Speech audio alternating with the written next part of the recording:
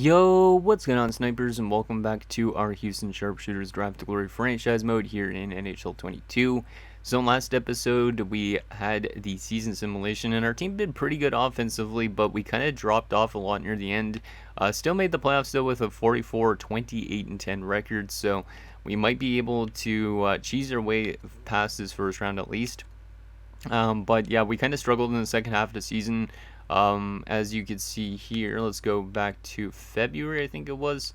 We had a lot of extra frame losses, but then we had this 5-game losing streak going into the deadline almost, and then we won a game.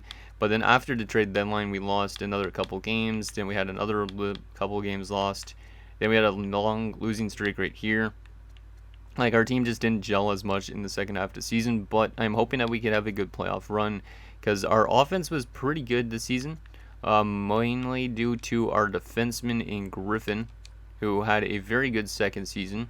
As you can see, he led the team in points. Jaskleinen also was really good this year still. And then other guys picking up a lot of points. So the depth scoring was actually pretty solid on his team. Only a 1- player maybe on this team, and that was Patan. So pretty solid. And then goalie-wise, our goaltending wasn't the best, but maybe it'll find itself in the playoffs and whatnot. But yeah, hopefully we could have another good run here in the playoffs. Hopefully we can get past the first round, unlike last year.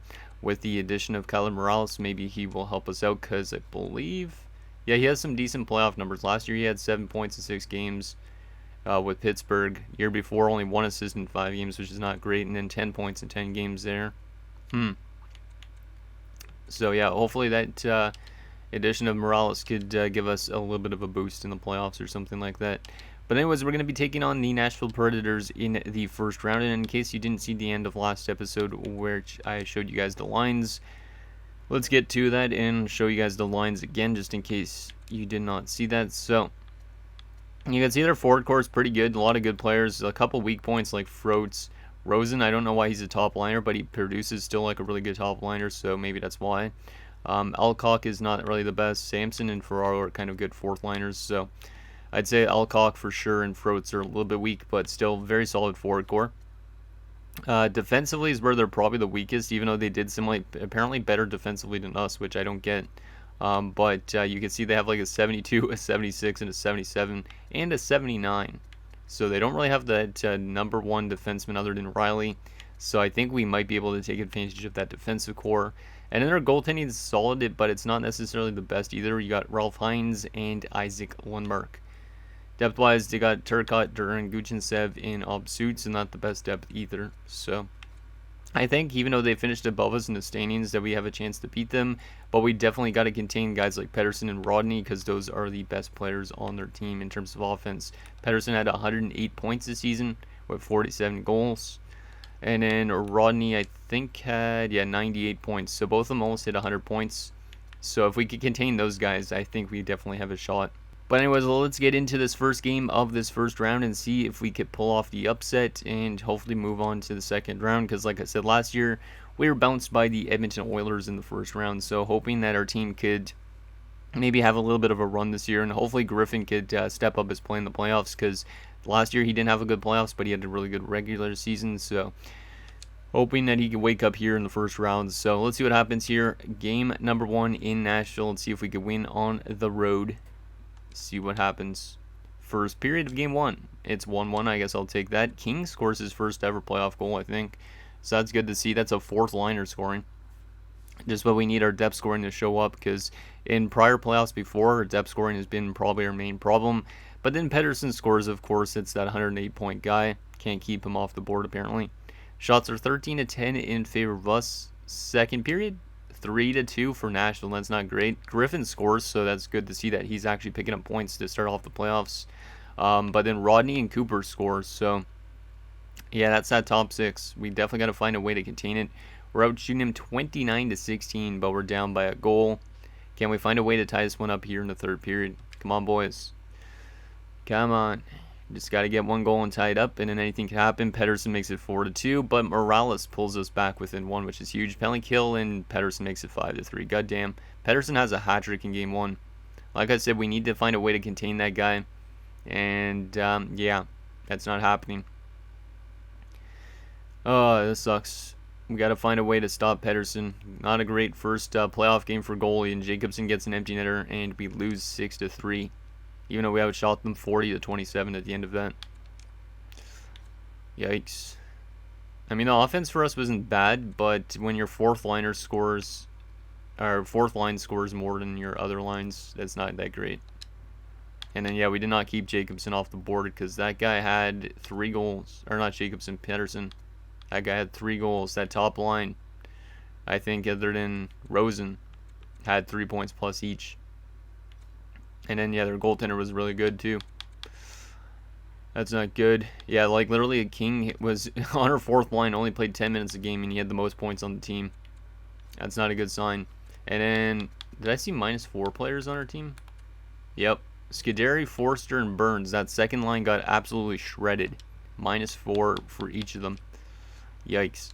Okay, so I'm going to adjust our lines already after one game. Just because that is not the type of playoff performance you want to have to start off with. Goalie wasn't the best either, so I could always turn to Soderstrom, but I think I'm going to give Goalie another shot. And if he's not good, then we could try Soderstrom. But we need to find a way to make our team a little bit better defensively here. I am going to move down Forster, move up Jacobs, try that out, see if that helps us out a little bit. And we're going to move King up in the lineup a little bit just to give us a little bit more offense maybe. And yeah, we'll go something like that. Defensively, I don't think there's anything I could really do for changes, right? Don't think so. Ooh. Sedin and Griffin. Would that work as a top pairing? No, not really. I'm going to do Sedin and Griffin as the second pairing, since he's got chemistry. Try and lock down that a bit, because Sedin's got really good defensive awareness, so maybe that will help us play a little bit better defensively on like that second line and whatnot. So let's do that, see if that helps us out a bit, and yeah, hopefully we could find a way to play better defensively in game 2. Even though we limited their shots a bit, they still scored a lot, so got to find a way to bounce back in Nashville if we can here. Come on, boys, let's see what we could do here in game 2. First period, 2-2. Don't know if I like that still, that our goaltending and our defense hasn't been that great, but at least our offense stepped up in that first period. So Tom scores Teratukin and Jaskalainen, so the 2 veterans, not a surprise. And then Koska-Ranta scores to tie the game up at 2. His shots are 11-10 in favor of the Preds. Can we have a good second period defensively and maybe get ourselves a few goals? That'd be nice for a change. Second period, 3-2 Preds, not good. We're in the same situation I think we were in the last game as Dano scores, so that's that 79 overall defenseman, I'm pretty sure. Shots are 22-20 in favor of us, but once again, goalie is kind of having a rough time here in the playoffs, so I might turn to Soderstrom next game, because goalie's leash is a little bit short right now just because he's a young goalie still. I don't want him to be in games that he gets blown out in a lot, so let's see what happens in the third period, see if we can tie this game up and force overtime if possible. Come on, boys. Our offense hasn't been that bad so far. The series, and Koska-Ranta scores a shorthanded goal. That's a ball buster of a goal to make it 4-2. Power play opportunity. Can we pull back within 1? No, we cannot. And it looks like we're going to go down 0-2 to start the series, which is not good. Yep, we're going to lose back-to-back games in Nashville. Didn't take one of them. We got to win both of our home games if we want to get back in the series. So Teratukin from Burns and Thornton, so that's the second line. Jaskalainen from Thornton and Morales is the other goal. Another L. Let me take a look at the minus players on their team. Yeah, Griffin was nowhere as well in that game. A lot of minus players though. And in goaltending wise, yeah, goalie has not had a good run so far. So I am going to turn to Soderstrom, which might be a bit questionable since he's a way lower overall of a goalie. But yeah, so far I haven't been impressed with goalie, allowing 10 goals in 2 games. So it's nothing against the kid. He needs to kind of a chance to get his confidence back. So we'll take him out, throw in Soderstrom. And is there anybody we could call up from the minors if we want to? Cole's up to a 76, but I don't really want to call him up, so we could readjust this top 6 a bit. Let's move Morales down to the second line, move Jacobs up to the top line. Try and find a way to make our team as good as possible. Let's go back to the Sedin top pairing. think that's good. Okay, let's see what happens. We're back on home ice. If we could at least win both these games on home ice, then we're definitely back in the series. But if we lose either of these games on home ice, we are not in a good situation in that sense. So here we go, game number 3. This is a big game. Can we at least win one game in the series and pull within one of the series tying up first period? And what the heck? What is this series? Literally, there's no goaltending whatsoever. I mean, they're getting better goaltending than us, but we just decided to put in Soderstrom. And it's 3-3 after 1. They scored 3 goals on 8 shots, so there's a decent chance that goalie's actually going to play in this game. So Forster scores, then Tom scores to tie it up, then Scuderi scores, then Alcock scores to tie it up. Then Frost gave them the lead, but then Jacobs will tie the game back up for us. Shots are 13-8. It's a 3-3 game. What's going to happen in the second period? It's going to be a goal for us. Let's go. Pete Pasquale. Let's go. I like that our depth scoring is showing up, but I don't like how bad defensively we're playing this playoff so far. Shots are 26-15 in favor of us. We're up 4-3. Let's get some insurance here in the third period here, please, boys. This is a very offensive series. We've been scoring a lot more than we have in years past. Pasquale scores again. Let's go. He's got 2 goals in this game. Gotta leave it out there for Pete Pasquale. See, that's why I re-signed this guy. He's pretty damn good. And then Jaskalainen scores to make it 6-3. So the old men are coming through with some big goals here. And we're going to win 6-3. And it's now a 2-1 series lead for Nashville only. So we're back in this. Shots were 35-24 at the end of it as well. So we outplayed them quite a bit. So Forster from Teratukin and Sedin. Scuderi from Burns and Sedin. Jacobs from Thornton and Jaskalainen, Pasquale from McGrattan, Pasquale from Afanasenkov and Lucic, and Jaskalainen from Jacobs and Thornton. So one player that I didn't say was Griffin. Griffin has been dead quiet since game 1. But almost everybody in our roster had points except for these guys: Petain, Duclair, King, Morales, Griffin, and Lowe. At least Griffin was plus, but Griffin is not a good playoff player, it seems like. He's only a good regular season type of guy. At least that's what it seems like right now. So Pete Pasquale gets first star, not a surprise, with those 2 goals. Jacobs the second star, and Raimo the third. Not too bad. Hopefully he can play with that type of offensive punch in game number 4 if we can. Do I return back to goalie, or do I keep Soderstrom in net? Let's take a look at those goalie stats. I'm gonna go back to Soderstrom, I think, for now.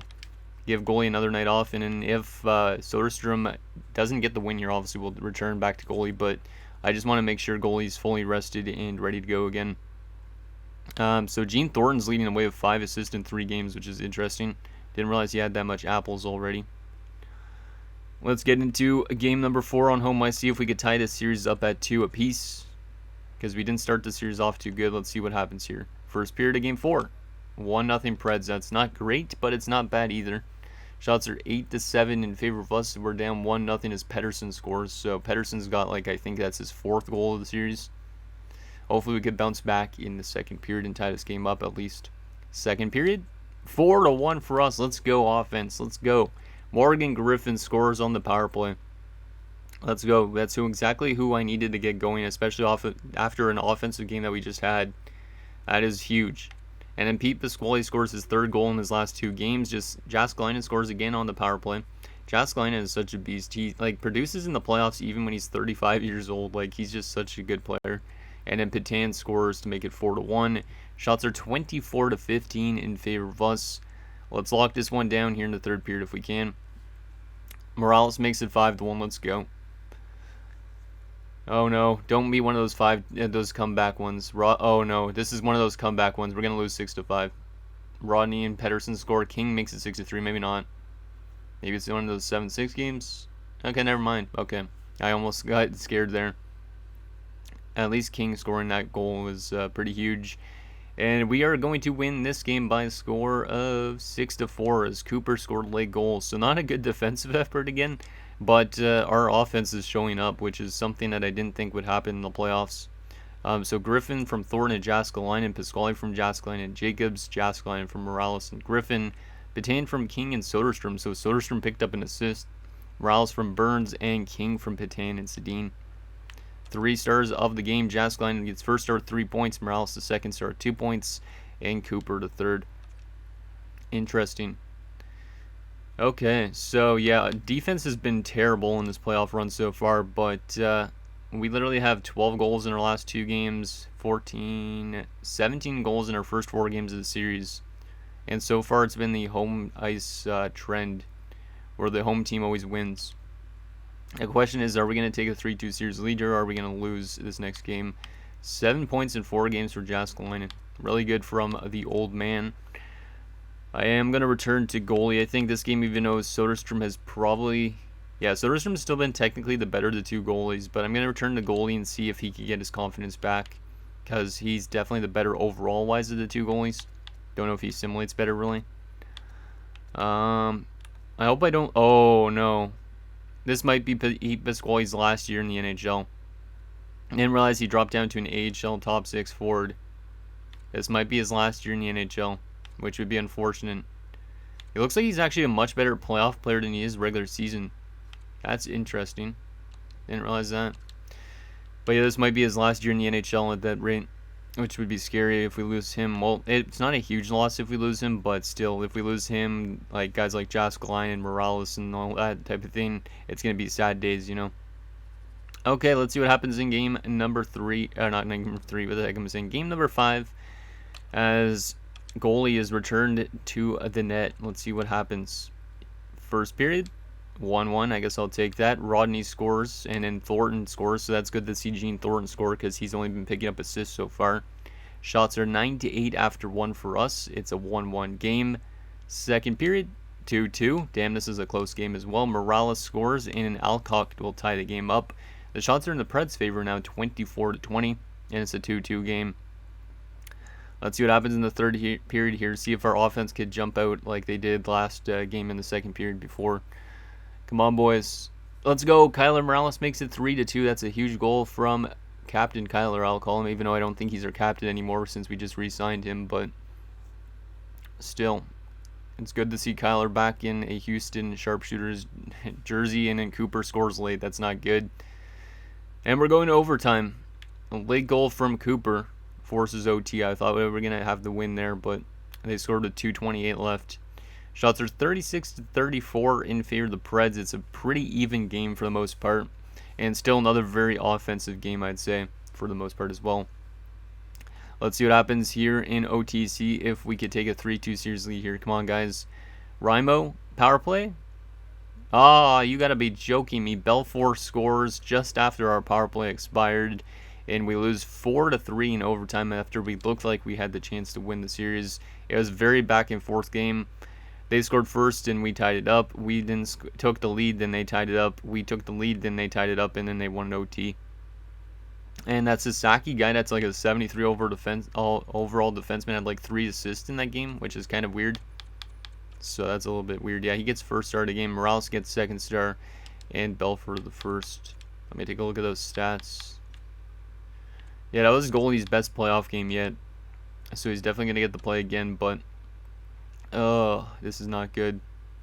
We're on the brink of elimination. Do I go back to Soderstrom now? Do I go back to Soderstrom? Yeah, I'm going to go back to Soderstrom for a game. I trust Soderstrom in this situation to maybe force a Game 7. This has been a very back and forth series so far, so let's go back to Soderstrom, and then, yeah, if Soderstrom wins this game, I will give goalie the opportunity in Game 7, I think. Okay, let's get into Game 6 and see if we can force a Game 7. We'll do a real-time simulation for this game and see if we can fight our way to a Game 7 and stay alive. Come on, boys.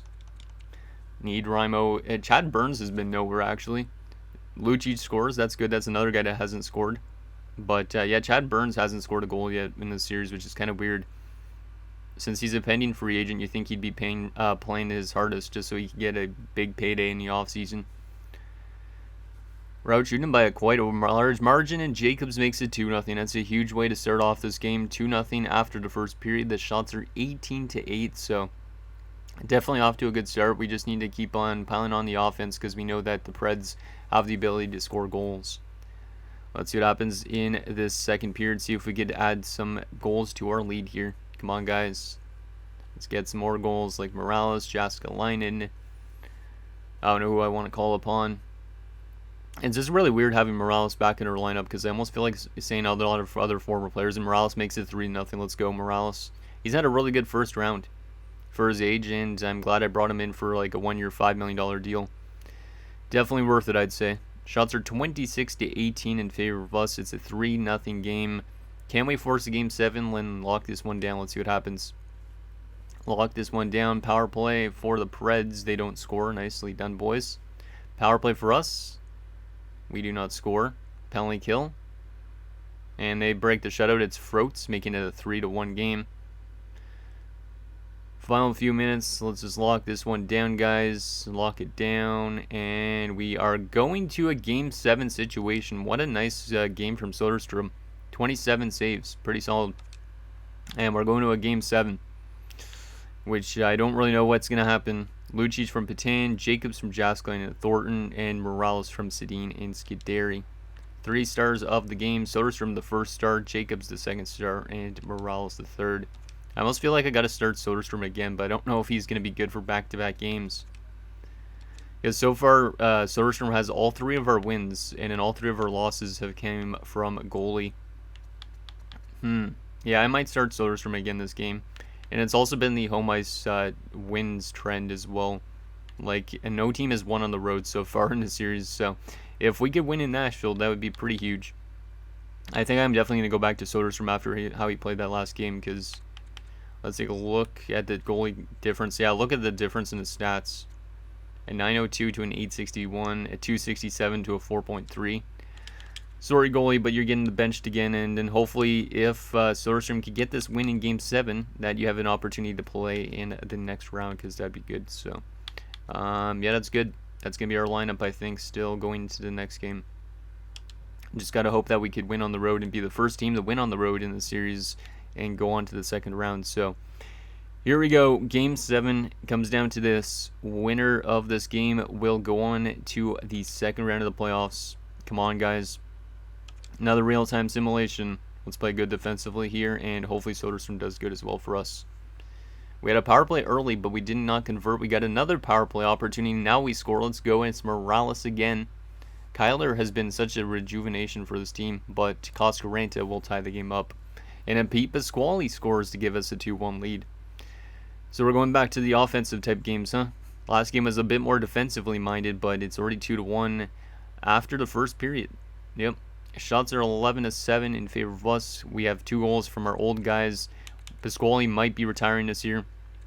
And then Morales, I'm not too sure if he's going to retire this year or not. Maybe he'll retire next season, but I'd still really like to bring him back because he's been producing really well with his former line mates. Second period underway. Let's see if we could add more to our lead here, because we definitely need more insurance here.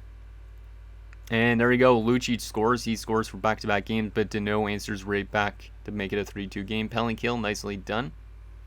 We need more insurance, please, boys. I do not like playing with 1-goal leads, especially against the teams that have been able to score on us in the past. So, and it's going to be 3-2 for us going into the third period. The shots are 22-13. So Soderstrom's not having the best game, but he hasn't had to face a lot of shots, so he's probably not really warmed up yet. Let's see what happens in this third period. This is the crucial period. Can we hold on to this lead and get some more insurance? Come on, boys. Morales, Jaskalainen, Thornton maybe. Power play? We do not convert. Oh, those power plays need to start converting. Final 5 minutes of this third period of Game 7, and Sasaki ties it up. Screw that Sasaki guy. He's literally a 73 overall. Oh my goodness, are you kidding me? And we lose in Game 7. Because Soderstrom blows it. Wow. That is a bunch of bullshit. Sasaki's a 73 overall defenseman, and he literally ties the game up with 4:08 left. And then Coscaranta gets a goal with 28 seconds left. And we lose 4-3 in Game 7 of the first round. So once again, another first round exit, which is what I did not want. I wanted our team to get on to second round and beyond. I would have preferred missing the playoffs, I think, at this rate, because we don't have a lot of years left to win. So, oh, that really blows. That might have been Pasquale's last game if he retires. But Morales from Griffin, Pasquale from Griffin, and Lucic from Pasquale. Our offense was good in that series, but the defense was not. Lucic gets third star, Froats the second, and Koskinen the first. Of course, Soderstrom had to have his worst game yet. An 840 save percentage. I don't know if I should have went back to goalie for that game or not, because goalie hadn't won yet. But a couple -3 players, Teratukin, Sedin. A couple -2 players, our fourth line and whatnot. Not great. And Jaskinen didn't step up in a game 7, which is kind of surprising because usually he does. Oh, another end to another season, huh? Not good. Let's take a look at our player stats anyways throughout that first round, and then we'll assimilate up to the awards and all that stuff and the retirements, and then we'll see where we're drafting, even though this episode is already pretty long. But let's take a look at those players' stats. So let's start off with our centerman. Jaskinen was really good, 9 points in 7 games. He's now up to 141 points in 131 playoff games. So there's that. Pasquale, 5 points in 7 games. Pretty solid playoffs for Pete Pasquale for the short time he had. I don't know if he's going to retire or not. 61 points in 131 playoff games. His plus minus is not really that good still, but it is what it is. Chad Burns had no goals, so Chad Burns really struggled in the playoffs, and that might be the reason why we lost. Like, he had 19 points a few years ago, but his last 2 playoff runs, 7 points in his last 12 playoff games, I think. Patin, 3 points in 7 games, not bad, I guess. Morales and Thornton both had 8 points, which is really good. Lucic, 5 points is really good as well from a 77. King and Jacobs both had 4. Forster, only 1 goal. So George Forster really struggled. That might be also part why we lost. Duclair had nothing as well. And then Scuderi, only 4 points. So not bad offensively for most of the team. And then Griffin, 5 points. At least he stepped it up this year a bit from last year. 6 points now in 14 playoff games. And then Sedin, 5 points is pretty damn good. Teratukin was really quiet. 2 points in 7 games is not like him usually. And then McGrattan and Afinosenkov and Lowe all 1 point. Goalie-wise, Soderstrom was probably the best of the 2 goalies, but of course he had his worst game in Game 7. And then Lucic, goalie was not that good. Hopefully he does a little bit better next year.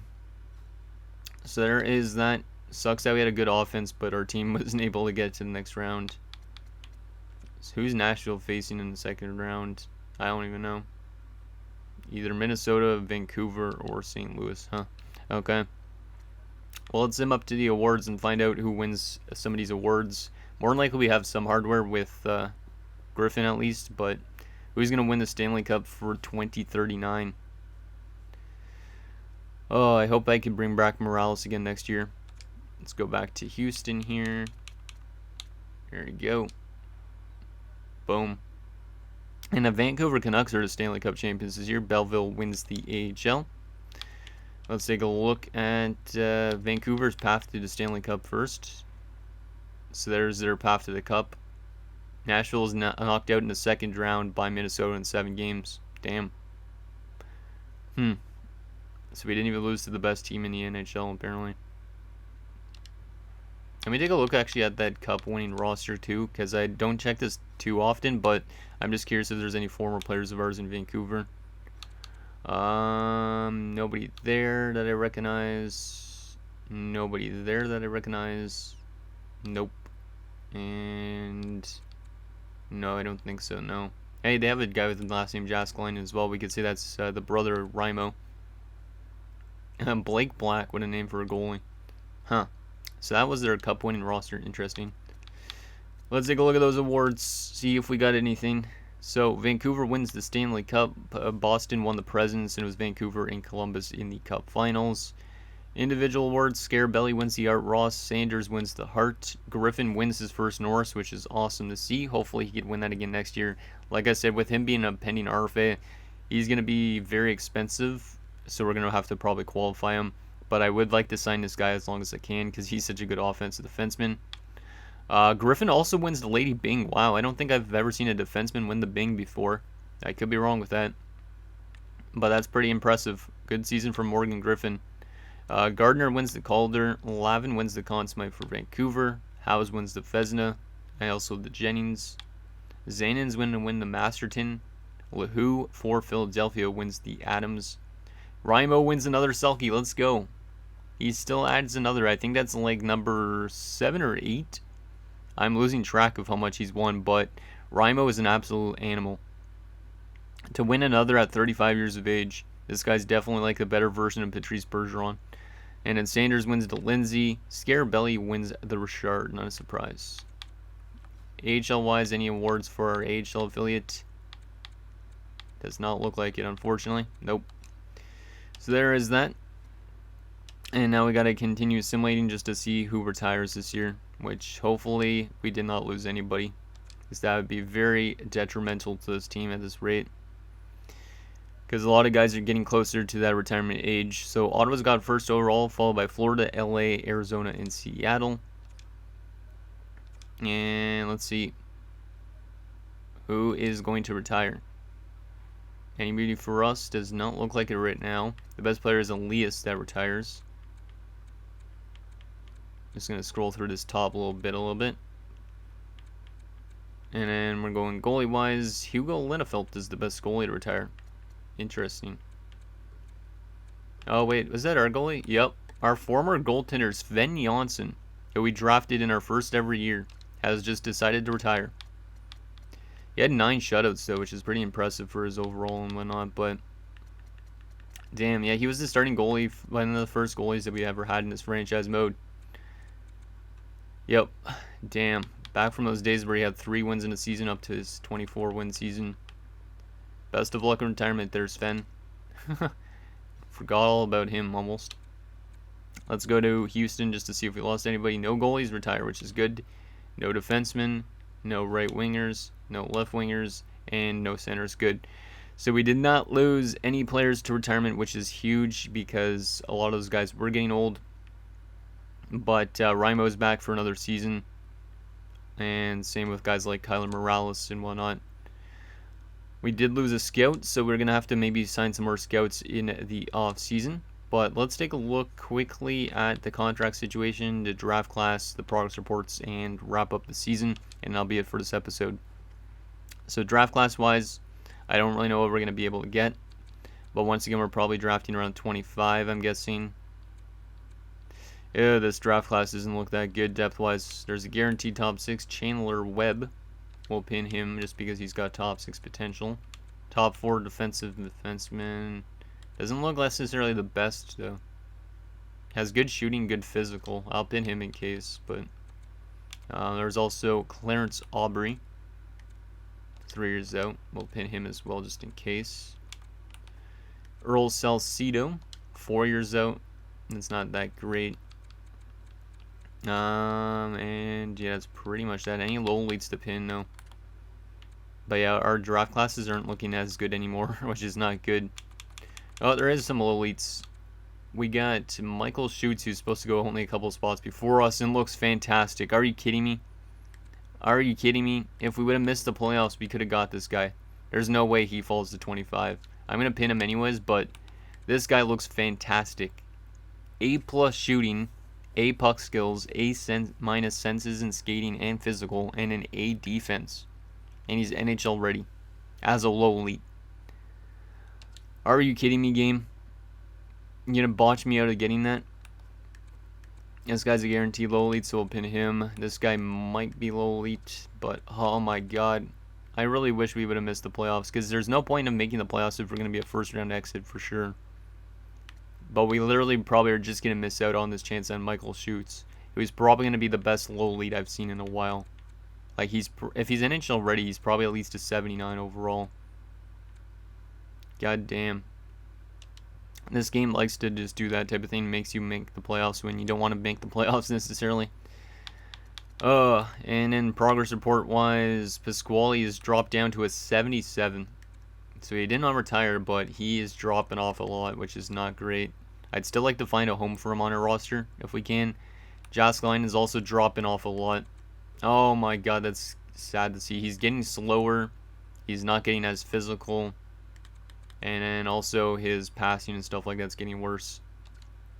Oh man, that's sad. That is hugely sad. Cole's getting a lot of growth, which is good. Same with King.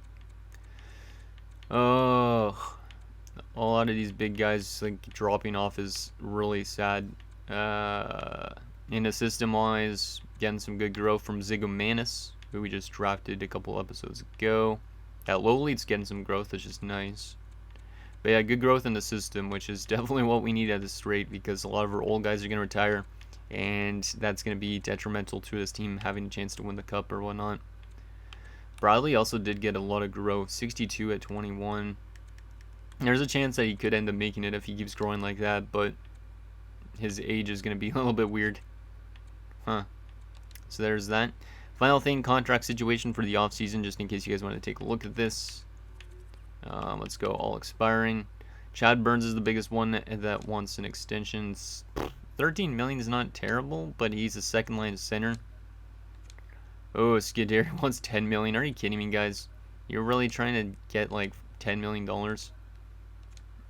Morales 6.5. Griffin right now needs to be qualified because he wants 14. Oh my. Yeah, this is going to get really expensive this offseason again. Maybe I shouldn't have re-signed Sedin to 6 years. Goalie wants 2.3, which is not bad. Not bad, I guess. So anyways, guys, that's going to do it for this episode of our Houston Sharpshooters Draft Glory franchise mode. So in next episode, we will take it to the offseason as we look to try and figure out this team and try and get this team to being a better team. Maybe we need a new coach or something like that. But our team is making the playoffs. It's just they can't get over that first round hump. So I think down below, and I'll see you guys next time.